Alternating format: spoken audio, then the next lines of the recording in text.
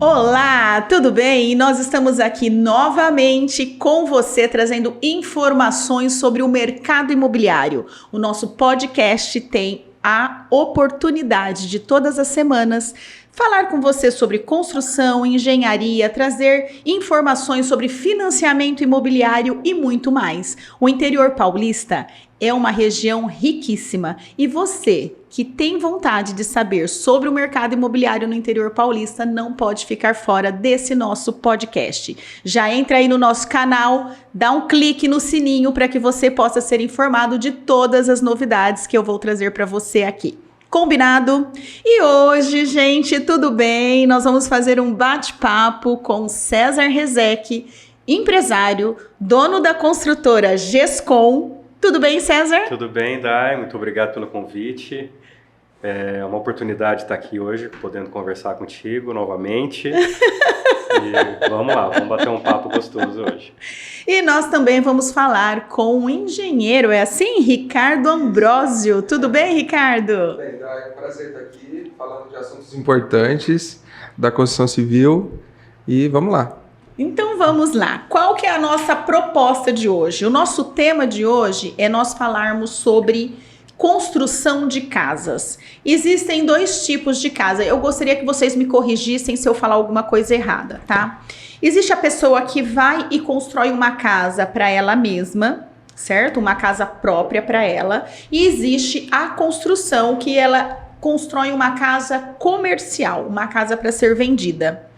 E na minha visão, as duas casas, ela tem a importância de serem bem construídas, correto? A construtora Gescom tem vários projetos em andamento, tem casas disponíveis para venda no mercado imobiliário aqui de Araçatuba, trabalha com o mercado classe média alta no interior paulista. E o Ricardo, eu gostaria que o Ricardo falasse sobre os cuidados na hora que a pessoa for comprar um imóvel, for comprar a sua casa. O que ele tem que observar? Porque senão a casa cai. Exatamente. Então vamos lá, ó. Primeiro para o César. Vamos lá, César, qual a diferença de uma casa comercial, uma casa que é feita para ser vendida, e uma casa que ela é feita para uso próprio?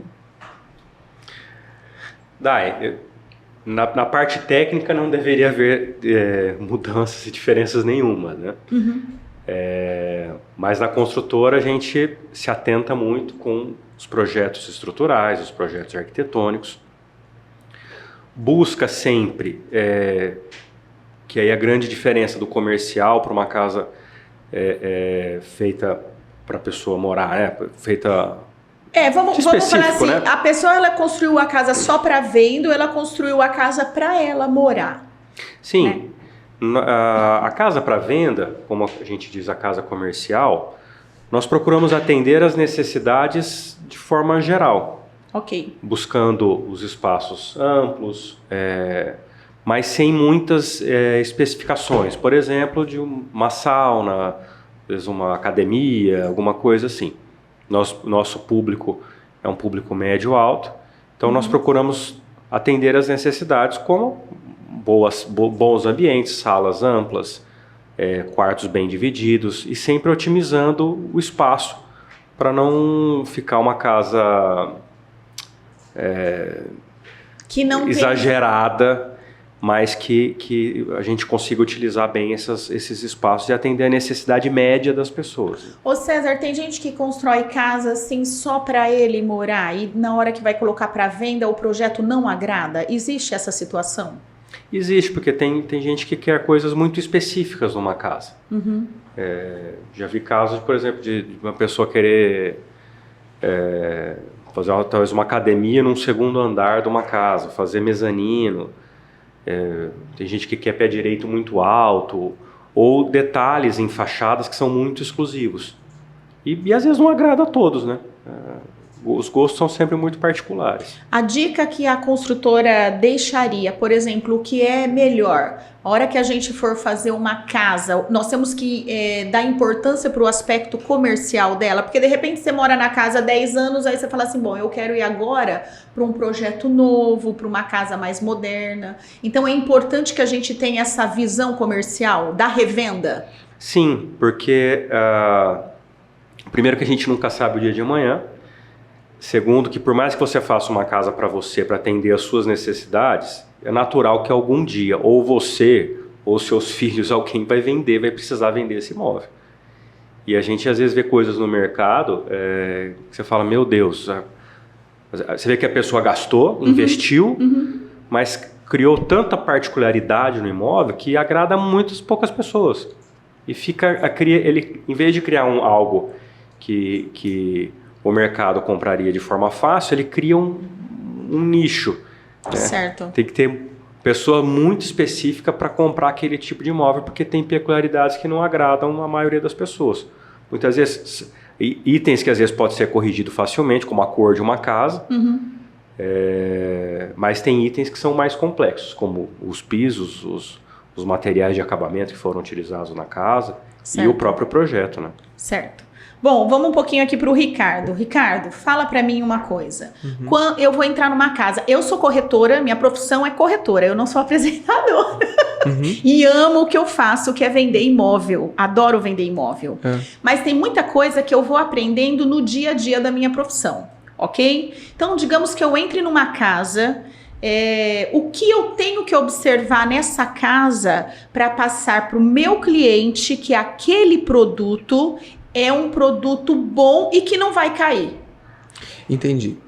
É muito difícil uma casa depois de pronta, com os acabamentos já instalados, principalmente uma casa imediatamente após ser finalizada, você identificar pontos estruturais ou pontos técnicos de elétrica e hidráulica, por exemplo, que denunciem a má qualidade daquela construção.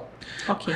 Por isso a importância de contratar, por exemplo, de comprar essa casa de uma construtora ou de um empreiteiro que seja confiável ao ponto de garantir a estrutura que foi feita ali. Uma das formas mais assertivas de garantir a parte estrutural, por exemplo, é ter um projeto estrutural por trás da compra daquela casa. Ótimo, essa casa aqui está construída, foi de alvenaria, ela é de concreto armado. Onde está o projeto de concreto armado? Deixe-me ver onde estão os pilares, as vigas e qual aço que tem aí dentro. Pelo projeto, após a casa pronta, você consegue averiguar como é que foi calculado. Muitas casas construídas não possuem projeto estrutural. Da onde veio a ideia da posição dos pilares, dos vigamentos e das lajes? Da cabeça do pedreiro. Mas isso eu não consigo observar na casa pronta. Só que isso é muito difícil observar na casa pronta, a não ser que a estrutura esteja tão danificada a ponto de começar a trazer fissuras e trincas que você consegue reparar a olho nu. Que, inclusive, fissuras e trincas assim, você consegue disfarçar na pintura e no reboco.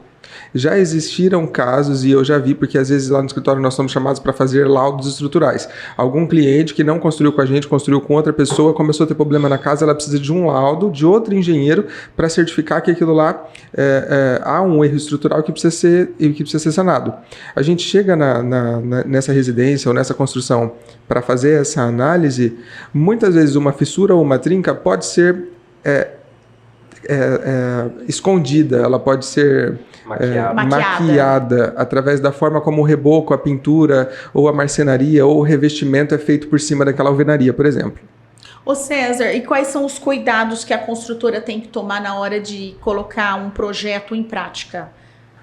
Por exemplo, você está ali, vai começar uma obra, certo? O que eu quero enfatizar aqui no programa hoje é a importância de que a casa pronta tem que ter um bom engenheiro por trás para que essa casa não caia, não trinque. E como que nós temos que orientar o nosso público, aqueles que estão comprando uma casa comigo, que sou corretora de imóveis, ou aqueles que estão comprando uma casa da construtora Gescom, como que nós temos que orientar esse público a comprar e a escolher a casa? Bom, primeiro para construir, o primeiro grande passo que nós nos atentamos muito são com os projetos. Certo. Tanto projeto arquitetônico quanto estrutural, nós não temos pressa em fazer. A gente faz, refaz, estuda, porque eu falo que a fase da obra, entre aspas, mais barato. É muito mais fácil você amassar um projeto e começar de novo, ou corrigir aquele projeto, do que tentar arrumar com a casa andando. Gasta-se em média, inclusive o próprio sindicato, o Sinduscom, ele já disponibiliza esses valores. Gasta-se em média o valor correto, que é o que a construtora costuma gastar, cerca de 5% do valor da casa com o projeto. Então é um valor de 5% que determina como é que os outros 95% serão gastos. Por isso realmente que é o primeiro investimento a ser feito da casa, é a parte de projetos. Parte de projetos. Hoje a construtora Gescom apresenta todos os projetos hidráulicos, elétricos, estruturais, arquitetônicos. Sim, quando o cliente compra a casa da Gescom, ele recebe um caderno de obras com todos os projetos, desde os projetos estruturais, arquitetônicos, quanto os projetos finais de acabamento, de marcenaria, de alvenaria, de elétrica, hidráulica e tudo. Então ele recebe todo esse documento. Certo. Todos os projetos estão no caderno de obras. Então a pessoa vai saber exatamente o que ela está comprando. Ô Ricardo, eu sei que você trouxe pra gente ver algumas imagens de obras que você desenvolveu todo o projeto estrutural. Então, por exemplo, nós vamos passar algumas imagens e eu gostaria que você explicasse o que, por exemplo, eu estou vendo aí um monte de ferro e caixaria, né? O que isso representa numa obra? Se alguém for comprar uma casa na planta, ela vai acompanhar a obra, ela vai ver o que está acontecendo. O que isso representa? Essas fotos que eu mandei, o pessoal está colocando na tela aí, são fotos que eu tinha aqui no meu WhatsApp, que são fotos que eu tiro e mando para os empreiteiros durante as conferências de obra. Certo. Geralmente essas fotos, em algum local dessas fotos tem algum erro de execução e eu fotografei exatamente para enviar para o empreiteiro mandando ele corrigir algum detalhe. Em alguma viga dessa aí, por exemplo, alguma barra de aço estava posicionada errado. Daí a importância de fazer a conferência, não só o projeto, porque nem todo empreiteiro consegue ler e executar o projeto 100% da forma como é feito. E lá na Gescom, quando algum empreiteiro é contratado, o César ele já o informa de que nenhuma concretagem é feita sem a conferência de alguém do escritório lá. E na maioria das vezes sou eu mesmo que passo na obra para conferir esse aço armado e verificar se o que está no projeto foi executado. E em 100% das vezes há algum ajuste a ser feito.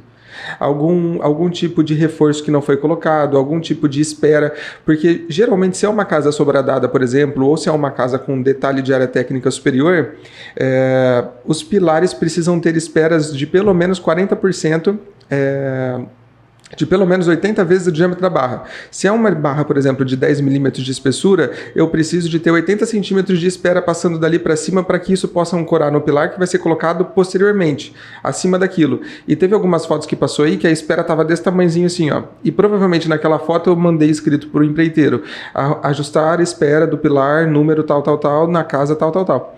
E a ancoragem também é muito importante, porque se aquela viga ela tem determinada quantidade de barras de vergalhões de aço e ela não é ancorada da maneira correta dentro do pilar, aquela viga vai ter problema estrutural depois, dependendo da carga que ela está sujeita. Então, antes de qualquer concretagem, é feita essas conferências, é tirado essas fotos, isso é colocado em relatório e arquivado nos arquivos lá do César, de quais modificações e quais ajustes que precisaram ser feitos durante a obra. Ô César, você já teve algum problema na Gescom de alguma casa? Teve algum caso assim que a gente consiga relatar? Algum case que não foi bacana? Já teve uma casa que nós tivemos um problema com uma viga superior, que ela era decorativa, não tinha um problema da estrutura da casa, mas ela foi feita em aço e ela teve esse problema dessa ancoragem, de ela estar fixada na casa. E aí ela começou a ceder e a gente foi lá, tirou inteiro e fez tudo de novo. E assim, esse índice que o Ricardo falou não é uma hipérbole. Infelizmente é um índice muito triste, que nós nos preocupamos muito, mas 100% das casas o Ricardo passa e tem alguma correção. Certo. 100%. Nós passamos o projeto, faz um projeto bem, não se diria mastigado, assim, bem fácil para os pedreiros conseguirem fazer. Nós já fizemos também tentando comprar armado de outras empresas, Infelizmente aconteceu. Também mesmo comprando terceirizado, vim com algum problema. E depois que está concretado... É isso que eu ia perguntar. Depois que concretou, a gente não consegue ver. Depois que concretou, só se surgir algum problema, só se começar alguma fissura, alguma coisa, aí você vai começar a pesquisar por que está acontecendo aquilo. Mas se você não tem os registros de como é que está dentro das caixarias, como é que está o aço, você não consegue identificar qual parte do projeto. Você até consegue, mas é muito difícil. Qual parte do projeto que foi executada errado. Por isso a importância de ter os registros de como é que está aquele aço ali dentro do concreto. Então, se eu comprar uma casa da construtora Gescom e eu quiser saber como foi estruturado essa parte, eu consigo? Porque vocês têm um histórico disso. Exatamente. Sim. Tem o histórico de tudo aconteceu, desde o começo, edificação. Então, aí essa garantia a construtora dá para o cliente. Sim. Que é a garantia, que assim, nós que construímos, a gente, entre aspas, assim, relaxa, fala, nossa, a obra foi. Quando a estrutura está feita e está executada. E quando a gente, pelo menos, concretou a laje, fez os vigamentos principais, é a hora que a gente sabe que ali está tranquilo. Entre aspas, nós nos preocupamos menos com as fases de acabamento. O cliente, a primeira coisa que ele olha é ver o tamanho do piso, a cor do porcelanato. Isso é substituível, não é? A estrutura de uma casa é corrigível se tiver um problema da fundação? Sim, é corrigível. Mas é muito mais caro, é muito mais difícil do que substituir um porcelanato, por exemplo. E as pessoas, infelizmente, por falta de conhecimento, dão valor naquilo que tem pouco valor. E, de fato, o que é importante na casa, as pessoas não nos perguntam. Eu fico lá, vou mostrar, falo, olha, aqui tem um caderno, tem um projeto e tal. Eu nunca recebi a pergunta, César, a sua casa tem projeto estrutural? Nunca recebi essa pergunta. A gente recebe se tem armário, se tem forno, se vai ter micro-ondas ou não vai ter micro-ondas. São coisas que, infelizmente, assim, o mercado, por não saber, o consumidor, por não saber, valoriza pontos que entre aspas, vão ter valor. Ele valoriza o que ele vê. Ele valoriza o que ele vê e ele esquece de realmente pedir as informações que são importantes sobre a construção da obra. Exatamente, né? Exatamente. Fala uma coisa para mim, Ricardo. Dentro da sua experiência junto à Gescom, qual é o maior desafio na hora de pensar a casa e de colocar em prática? Você vai tirar do papel, ok? São vários desafios, é uma sequência de desafios. Na hora que eu recebo o projeto arquitetônico está finalizado, vamos iniciar o projeto estrutural. O primeiro desafio é a compatibilização. Eu preciso posicionar pilares e vigas de uma forma que atenda o projeto arquitetônico da melhor forma possível. Se eu tenho, por exemplo, em um gourmet, uma porta de 3 metros de altura, que o trilho superior daquelas esquadrias vão ser fixados em uma viga de concreto, e essa casa tem forro, e se esse forro, por exemplo, for de 20 centímetros, eu preciso que essa viga tenha de, no mínimo, 40 centímetros. Que essa viga vai ancorar a laje, vai deixar o espaço do forro e ainda vai ter a fixação da esquadria por baixo. Se essa viga for menor do que o que está se pedindo, quando for fixar a esquadria aqui em cima, ela não vai ser compatível com a altura do forro e aí a gente vai ter algum problema. E aí alguma coisa vai ter que ser modificada, que é o que a gente não gosta de fazer lá na frente. Então eu preciso compatibilizar as alturas de todas as vigas, a posição das vigas, a posição dos pilares, com inclusive elétrica e hidráulica. Se eu preciso colocar um pilar e se realmente for necessário não conseguir modificar a posição desse pilar, aonde está descendo uma prumada de um acionamento de descarga, por exemplo, que ali vai ter uma válvula hidra. E se eu preciso colocar um pilar ali, eu preciso fazer um cálculo, superestimar um pouquinho a resistência daquele pilar, ou melhor, superestimar um pouco a carga e subestimar um pouco a resistência, porque eu sei que vai estar passando um cano dentro dele. Então eu já faço o cálculo de quanto que ele está perdendo de resistência porque aquele cano está passando ali. E eu preciso informar o empreiteiro antes da concretagem para ele colocar aquele cano naquele lugar antes de jogar concreto. Já fiquei doida aqui. Exatamente. Já tô doida. Mas a gente tenta, nessa fase de compatibilização, não colocar nenhum pilar onde tem prumada hidráulica, onde tem tomadas importantes, por exemplo, tomada de forno ou tomada de eletrodomésticos específicos que não podem a posição ser modificada. Depois dessa parte de compatibilização, a fachada toda desenhada bonitinho, as vigas, a posição dos pilares, aí vem o desafio do cálculo financeiro, quanto é que vai custar essa estrutura. O que a gente vai usar? O terreno admite estaca? O terreno admite sapata? O que vai funcionar bem e que vai ter um bom custo-benefício? Qual a diferença entre estaca e sapata? A estaca você contrata uma empresa que vai bater um furo de mais ou menos 20 ou 25 centímetros de diâmetro, e eu especifico isso em projeto, e com profundidade de nega. Nisso eu já preciso saber qual que é a profundidade média de nega daquele terreno. Se é 4, se é 5, se é 6 metros de profundidade, porque aquilo ali vai ter que ser preenchido com concreto. E até onde essa armação vai ter que ser ancorada. Se o pilar que está apoiando naquela sapata ou naquela estaca, ele recebe momento fletor, por exemplo, eu preciso de uma profundidade maior de ancoragem. Senão pode ser uma profundidade um pouco mais rasa. Se terrenos de áreas baixas, por exemplo, as áreas baixas do Toscana ou do Green Park ou do Boulevard, são os condomínios que geralmente a gente tem problema com isso. Se esses terrenos eles possuem matacões de pedra, ou se são terrenos baixos que quando você começa a bater estaca eu já encontro rocha, nesses terrenos não dá para bater estaca. Então é necessário fazer a armação de sapata. Pensa que para armar sapata eu preciso fazer a escavação de todos aqueles buracos para poder armar, para poder jogar concreto. É uma obra muito mais demorada e muito mais cara. Certo. Hoje a Gescom tem algumas casas já prontas, disponíveis para vendas em alguns condomínios, como Vila Madalena, que vamos pegar aqui, que nós temos 2 casas prontas lá, que são as casas Boston e Bruxelas, certo? Nessas casas, quais foram as metodologias utilizadas? O que você pode falar um pouco dessas casas? A casa Boston e a casa Bruxelas, é a 43 e a 44, né? Esse é o nosso código.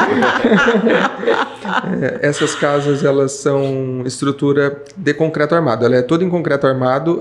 Os elementos decorativos que vocês veem em aço na fachada são apenas decorativos. Eles estão inseridos na estrutura de concreto armado. Foi feito um estudo para saber se aquela estrutura da fachada seria em estrutura de aço, e aí o aço precisa ser estrutural no formato de perfil I, enfim, ou chapa enrijecida. Só um minutinho, você tem a imagem aí, você consegue pegar da casa, a casa que tem aço é a... É a 44. Não, o nome é a Boston. Você consegue pegar aí e parar bem na fachada dela, para ele poder falar um pouquinho? Eu acho que tem uma foto da obra dela acontecendo. Você tem? Eu mandei para ele. Tá bem da fachada. Vê se tem uma...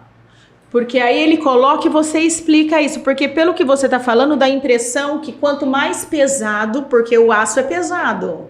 Você tem uma foto da casa pronta para colocar ao lado? Dá? O Daniel não quer aparecer, gente, mas o Daniel tá ali atrás. Assim, depois a gente vai chamar ele aqui pra frente do vídeo, tá bom? Peguei ele, né, César? Põe ele pra cá, pro vídeo. Ai, vamos lá. Essa daqui é a fachada da casa.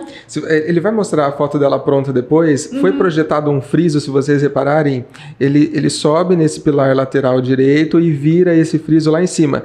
E nós, inicialmente, quando foi desenhado, a Carol ela não queria um friso raso, ela não queria um frisozinho no reboco de 2 centímetros, ela queria um friso de 15 centímetros de profundidade e 10 de largura. E se eu tento fazer esse friso profundo dessa forma no reboco, com o tempo esse reboco vai começar a soltar. Na data que o cliente compra a casa, o cliente não vai ver isso, não vai ter esse problema acontecendo lá, mas daqui 1, 2 anos esse reboco ia já estar começando a fissurar. Então isso foi feito de forma estrutural. Se você reparar bem aqui onde esse friso está sendo, onde ele foi executado, ali é um pilar e o estribo foi todo dobrado no formato do friso. Nossa, estribo a estribo. O que é estribo? Se você pega um pilar convencional de 4 barras, são 4 barras de fora a fora. Não tem uns ferrinhos mais finos que abraça? Aquilo lá é um estribo. Okay. E geralmente o estribo é quadrado ou retangular. Nesse caso, o estribo era todo desenhado no formato do friso. O empreiteiro não gostou muito de fazer isso, foi demorado, foi chato, mas foi a forma correta de se executar. Mas isso é o que dá garantia na obra. Porque não adianta Exatamente. nada você fazer uma fachada linda, porque a Carol tem o dom de fazer fachada. Olha lá, o friso pronto, exatamente. E essa estrutura metálica que está aparecendo aí, você vê que durante a obra ela não foi executada, ela foi feita depois.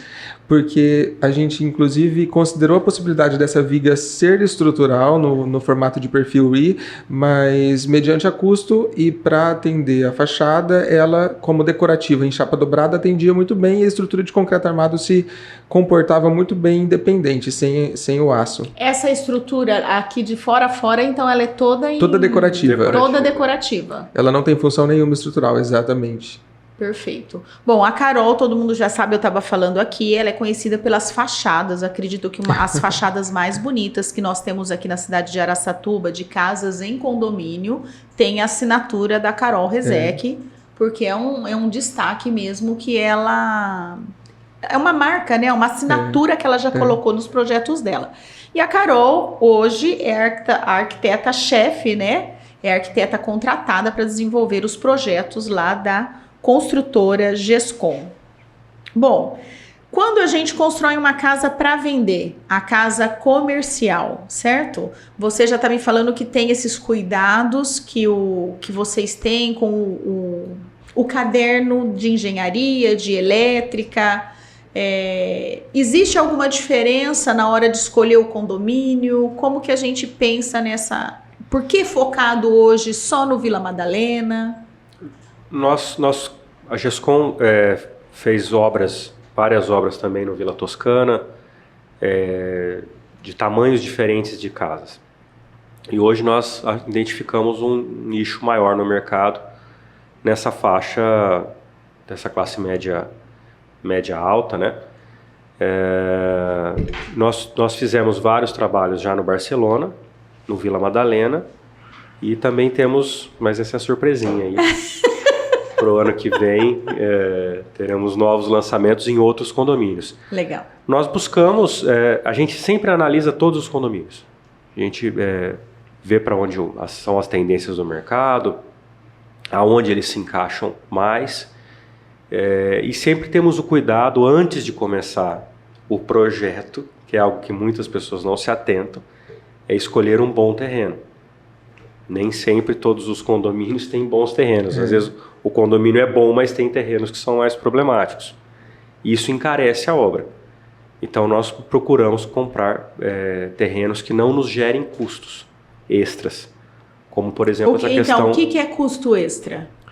Essa parte da fundação, se é um terreno que tem uma profundidade X que me obriga a usar uma fundação mais cara, e eu tenho um terreno exatamente do mesmo tamanho, com a mesma posição em relação ao sol, com as mesmas normas de condomínio em relação a recuo, em uma outra área do condomínio, que é uma área mais alta, e eu consigo fazer uma fundação mais barata e ter o mesmo resultado, é um custo que a construtora não é obrigada a absorver. Então agora vamos lá, gente, vamos fazer uma orientação para quem está acompanhando a gente, ok? Vocês, profissionais, eu vendo. Então eu preciso ensinar o meu público, o meu cliente, o que ele tem que observar na hora de comprar um terreno. Vamos pensar assim... Não vamos falar nome de condomínio, eu acho que não é legal. A gente não está aqui para discutir qual condomínio é bom ou é ruim. Mas na hora que eu for escolher um terreno para comprar, que dica que a gente pode passar para alguém que está nos acompanhando? Existem algumas dicas em relação à estrutura e existem algumas dicas em relação a projeto arquitetônico. É muito legal ver a posição do terreno em relação ao sol, onde o sol está nascendo, onde o sol está se pondo.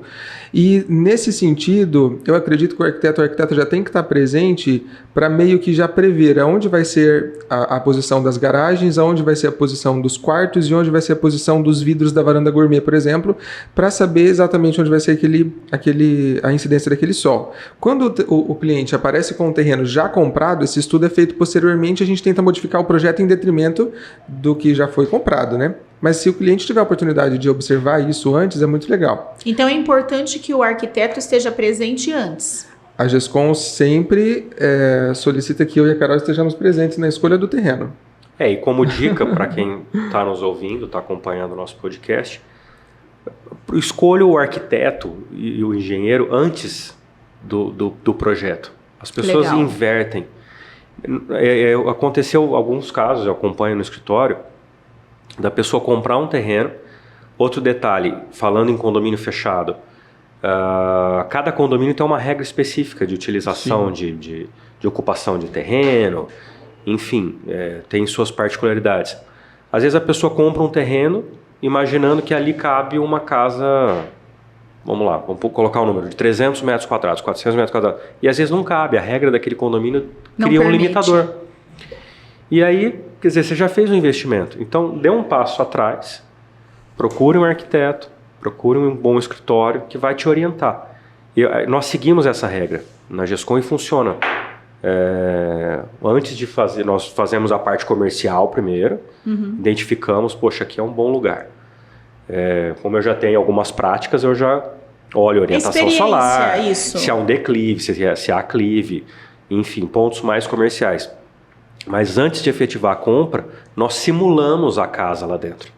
A gente pega aquele terreno, poxa, aqui vai caber mais ou menos esse projeto? Vai. Como são os nossos vizinhos? Muitas vezes as pessoas não vêm. Você está comprando uma casa que está um sobrado do lado, que está com os quartos, que está virando para a sua área gourmet.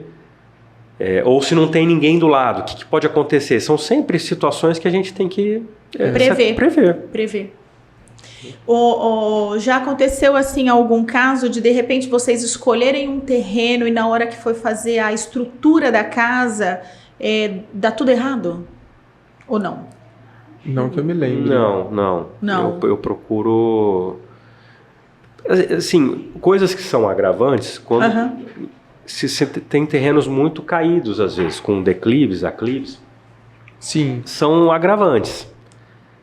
Tem algumas áreas que a gente já sabe, que já é meio que mapeado, já é de conhecimento que algumas casas foram construídas ali e deu determinado problema, a gente já sabe.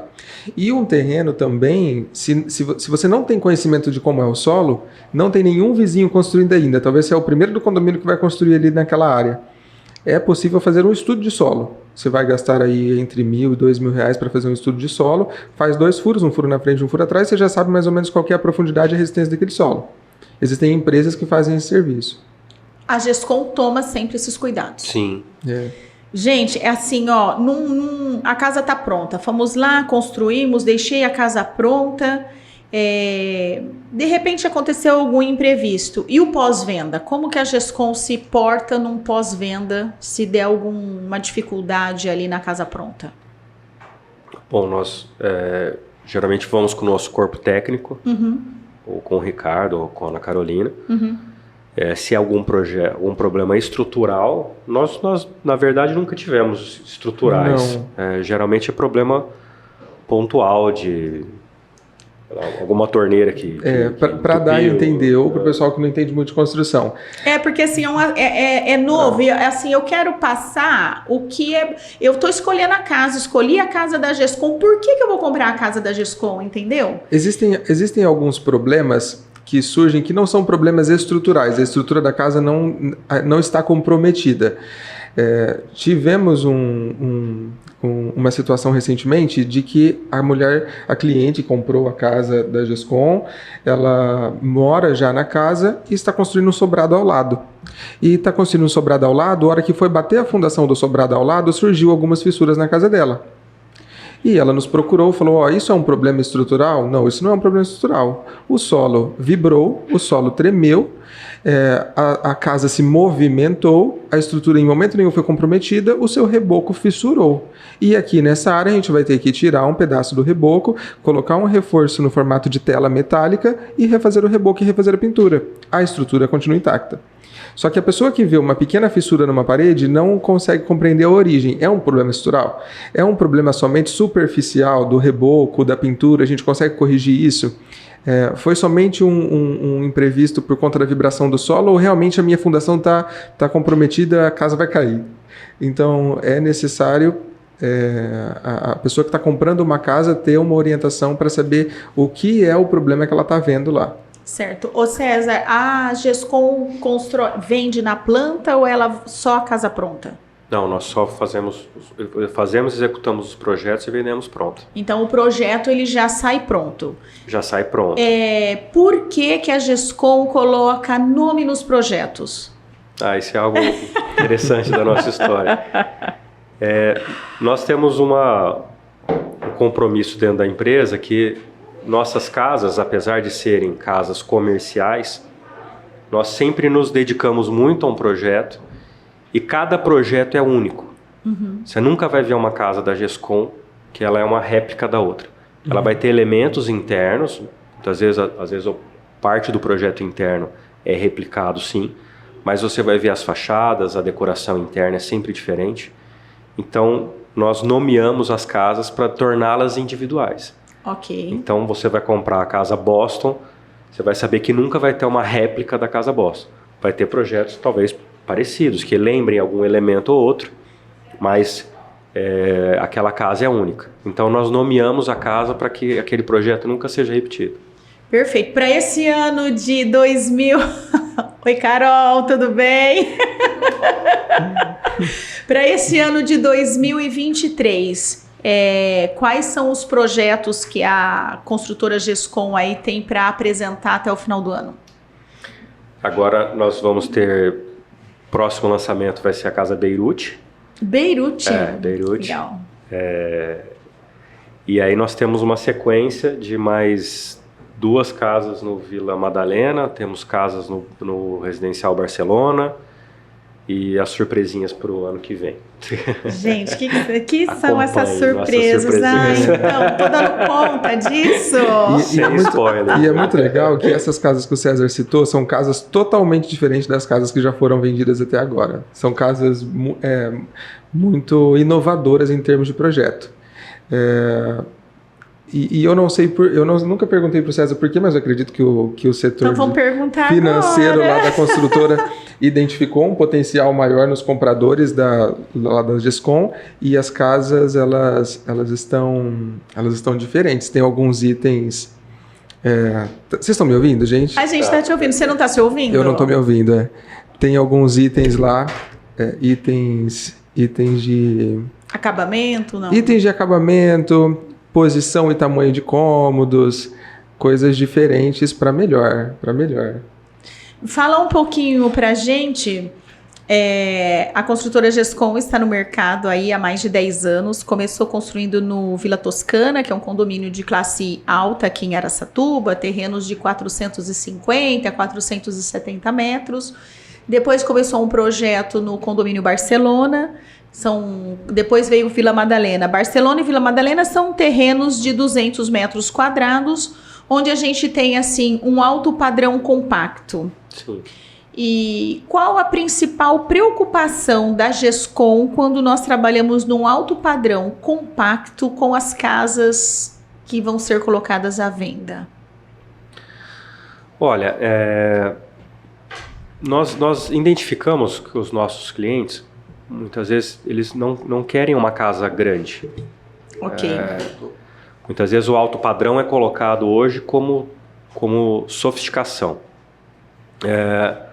Nós buscamos fazer uma casa menor, mais compacta do que uma casa que seria no Vila Toscana de 300 metros quadrados, 400 metros quadrados, mas que ela tem todas as características das casas de altíssimo padrão.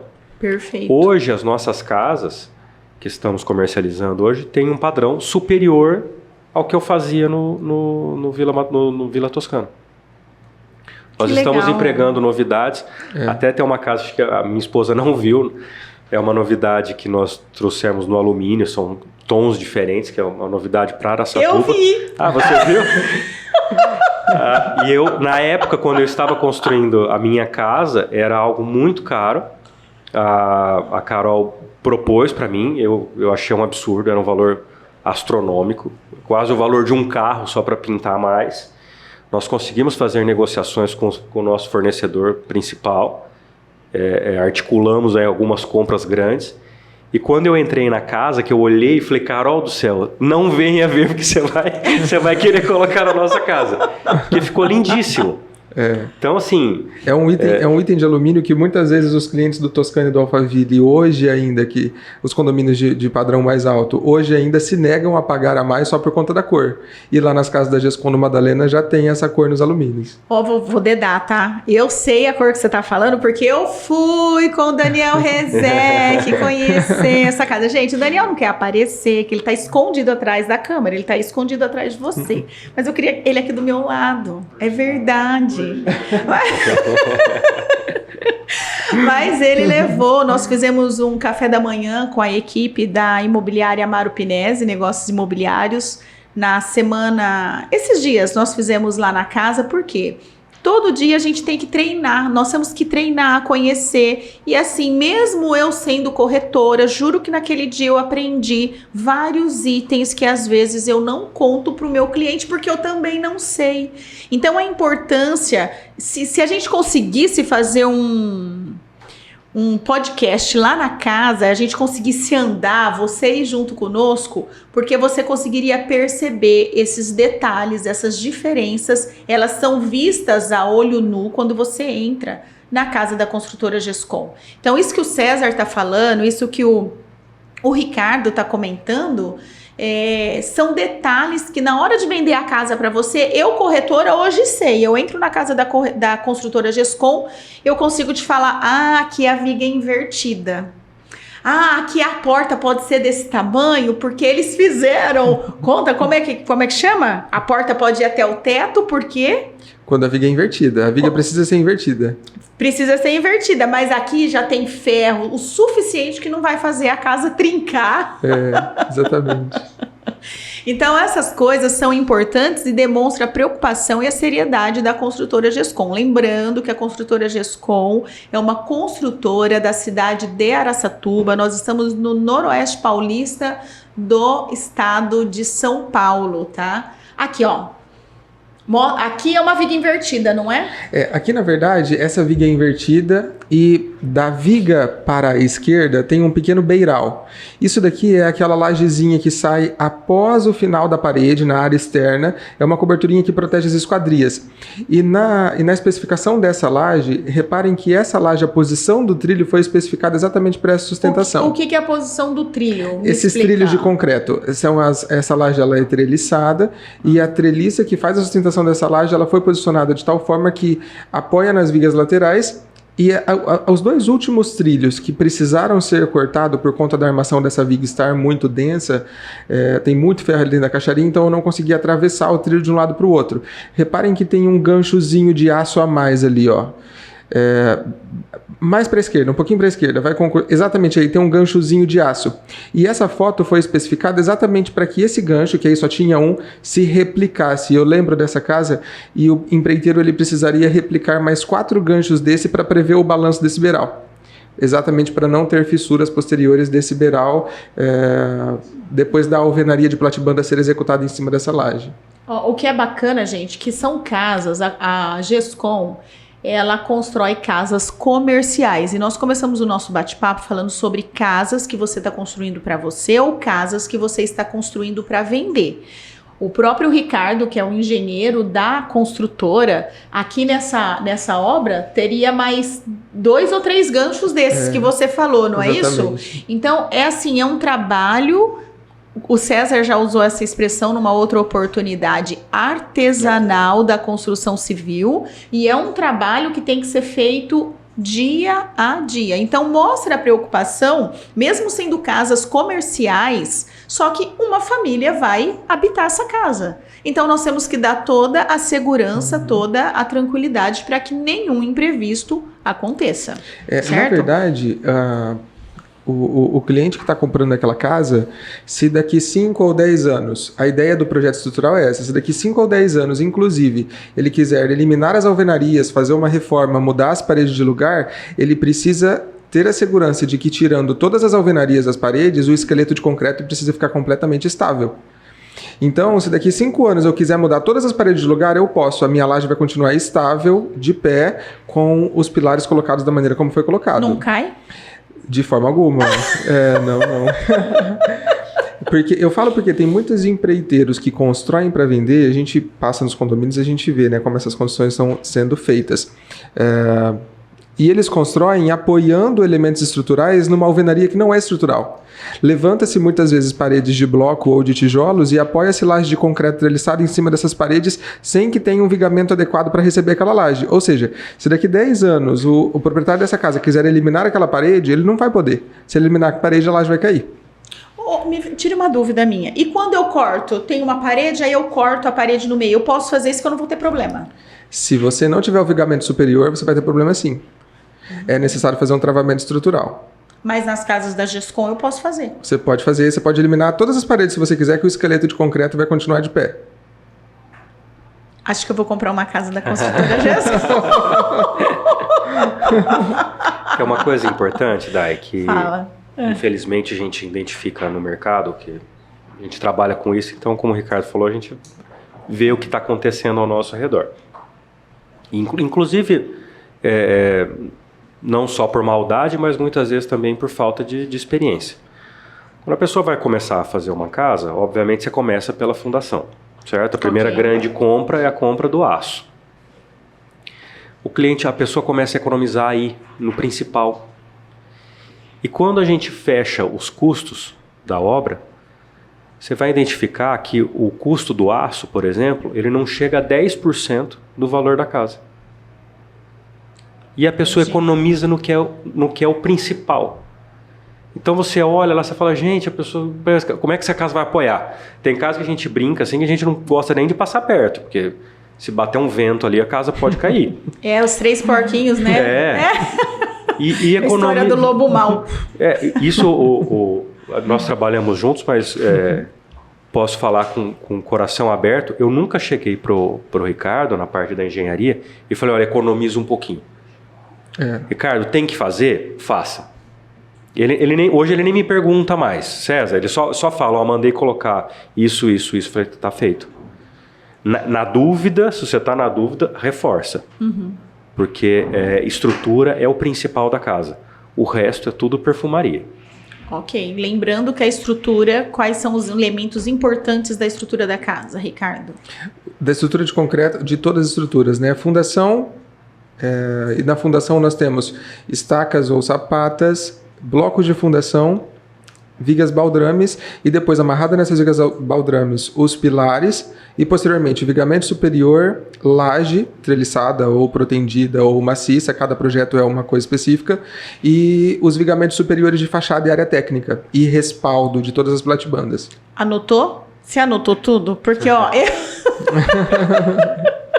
tem que anotar tudo isso para... lá, então mostra, fala pra gente aí, já que tem a imagem. Pode falar, Ricardo. Essa casa é uma casa lá do Madalena, que inclusive esse vigamento precisa ser conferido até segunda-feira para que a concretagem possa acontecer na semana que vem. O empreiteiro está me aguardando, eu consegui dar uma passada lá na obra, porque não é uma visita rápida, é uma visita de 2 horas e meia para conseguir conferir o aço de toda a laje para poder jogar concreto. E se tiver alguma modificação, ainda vai uns 2 dias para ele conseguir fazer esses ajustes, para que depois eu faça de novo na casa para fazer a conferência, se os ajustes foram feitos corretamente, para depois ele jogar o concreto. E essa casa é no Vila Madalena? É no Vila Madalena. Ele está em ponto de concretagem da laje 1, da laje principal. Essa aí, para você que está nos assistindo pela primeira vez e quer ter uma prova, essa é a viga clássica, que a maioria das empresas suprimem, que é esse vigamento superior, né, Ricardo? A primeira volta, você está querendo ter os primeiros contatos com construção civil, dá uma passeada e olha esse elemento aí. Ali em cima a gente vai apoiar, fazer a concretagem da laje. Esse é o elemento que muitos suprimem, fazem só algo de tijolo ou põem um pouquinho... Coloca 2 barrinhas de ferro com um tijolinho e passa e concreta em cima e vê o que dá. Deixa eu fazer uma pergunta, agora sim de leiga mesmo, tá? Às vezes a gente vai vender uma casa, às vezes eu vou mostrar uma casa, a pessoa fala assim pra mim, mas ela é feita toda de tijolo. Eu desmereço o imóvel quando ele é feito de tijolo, de bloco. Ali nós temos o bloco vermelho, mas a gente sabe que tem o bloco de cimento. Isso é um assunto que dá muito assunto. A gente poderia passar o dia aqui conversando sobre isso, porque quando eu falo de estrutura, eu posso fazer estrutura de aço, eu posso fazer estrutura de concreto, eu posso fazer estrutura mista, eu posso trabalhar com steel frame. Se a casa está estruturada, o esqueleto e a cobertura da casa estão estruturados, o fechamento das paredes eu posso fazer com o que eu quiser.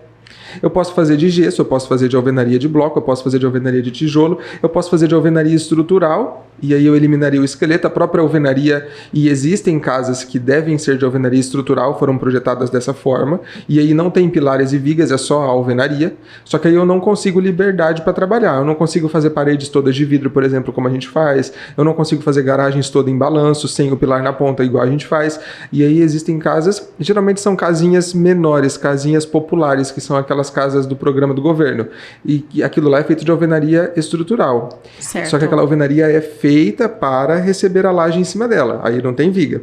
Mas nas nossas casas, a estrutura e o esqueleto estando feitos, a gente faz o fechamento do que a gente quiser, é uma questão cultural. Isso é muito bacana falar, perfeito. Aqui no Brasil, a cultura é de se comprar casa de alvenaria de bloco ou de tijolo. Isso tem alguma função? Não, se você calculou a estrutura em concreto, o fechamento você pode fazer inclusive de gesso, de steel frame, do que você quiser. Ele só está fazendo fechamento. Nos Estados Unidos, esse fechamento muitas vezes é feito de madeira ou de steel frame, por conta que lá algumas áreas são mais frias, então você precisa fazer a vedação com determinados materiais que o bloco e o tijolo não atenderia. Então lá não usa-se esses blocos e tijolos. Geralmente é uma casa com alvenaria de fechamento, com essa vedação feita em bloco, é uma obra um pouco mais demorada. Mas como existe essa questão cultural aqui no Brasil, a gente executa em bloco para que a gente não tenha problema no pós-venda. As pessoas querem comprar casas de alvenaria de bloco. Mas é um aspecto cultural, certo? Mas é um aspecto cultural. Ok, adorei a sua explicação, foi ótima. César, para a gente encerrar, fala aí. Eu quero saber essa novidade da construtora Gescom. Não tô aguentando, gente! Mas põe isso na mesa logo! Será que eu conto ou será que eu não conto?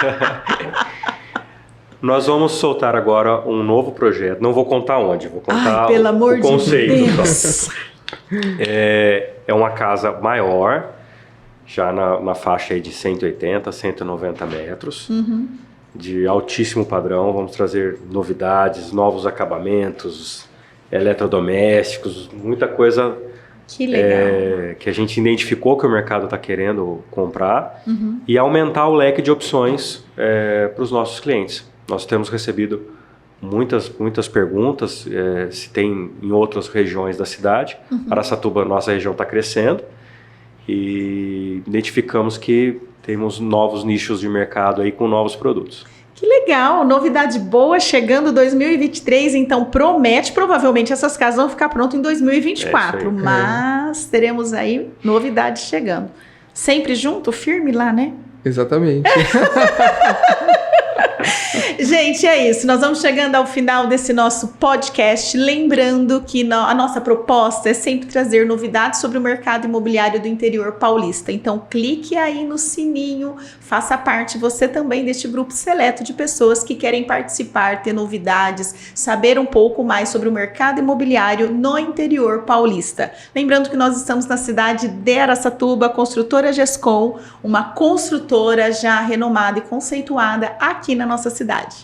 Então, muito obrigada pela presença de vocês, gente. Obrigado. Foi ótimo o nosso bate-papo. Se tiver alguma dúvida, quiser dar alguma sugestão ou quiser fazer alguma pergunta sobre o que nós comentamos aqui hoje, é só mandar ali na nossa caixinha, ou então mandar aí a sua pergunta que nós vamos vir com a resposta, tá bom? Obrigada, gente. Até a próxima. Vamos lá, até o próximo encontro aqui no nosso podcast. Tchau, tchau. Tchau, tchau. Obrigado.